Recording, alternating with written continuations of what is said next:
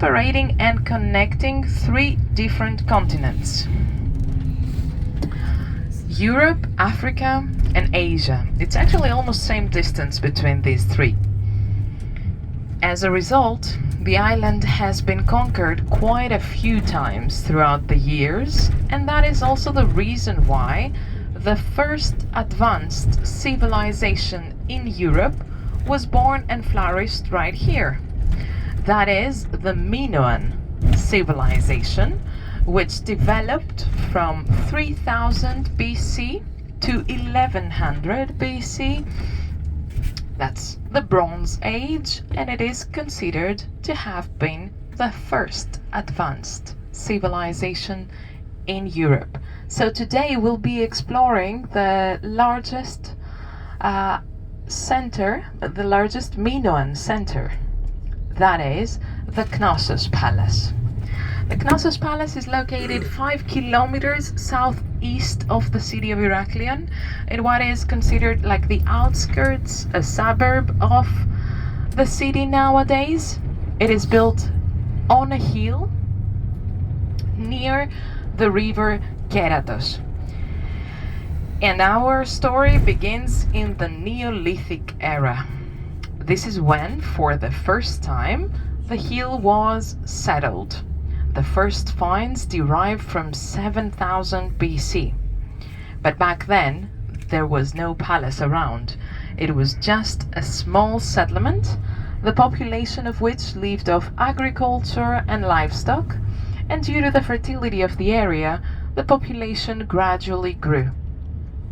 The first palace was built in 2000 BC, and it was destroyed in the 1700s BC, possibly by an earthquake.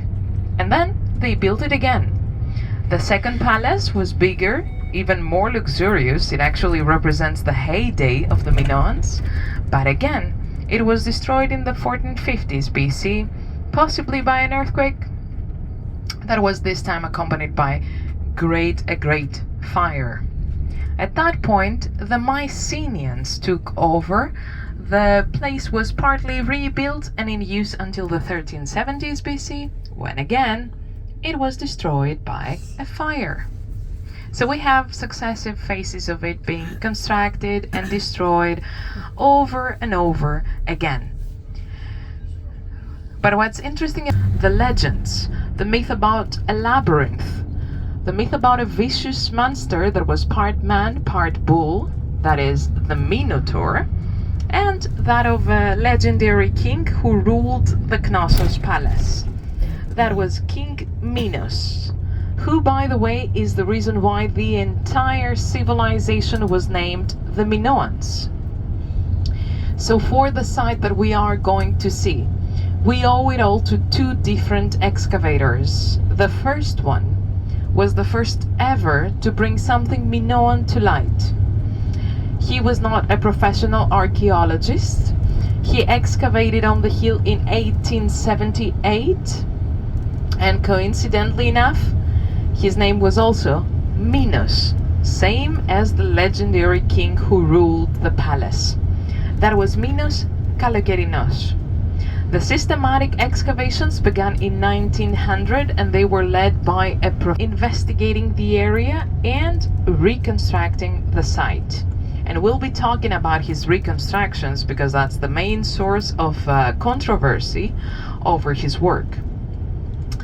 Now, all of these myths that led the scholars here, they were written down by ancient Greek writers, and they were there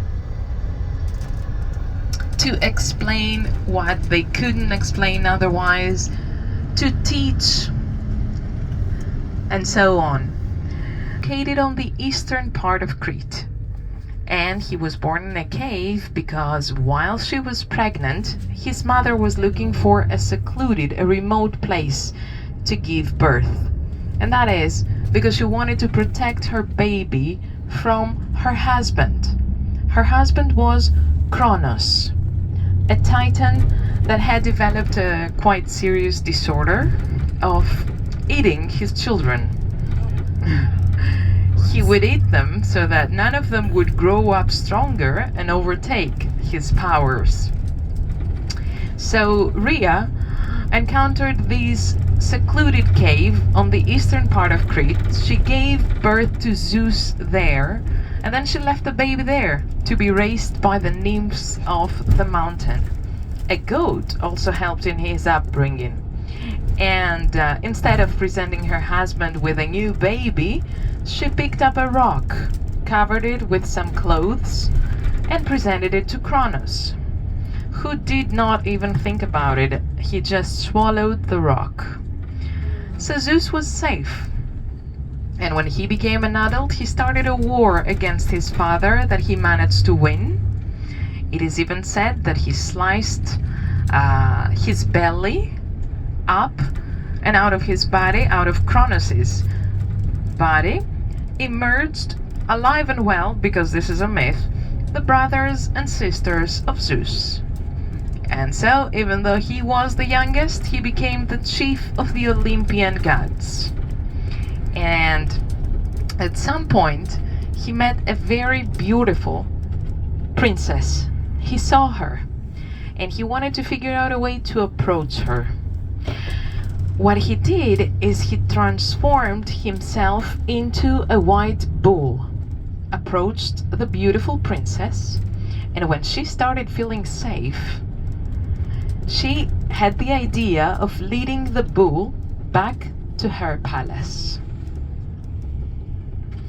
To do so, she climbed on his back, but then the bull started running, bringing the beautiful princess, whose name was Europa, to Crete, where he revealed his identity and he managed to seduce her.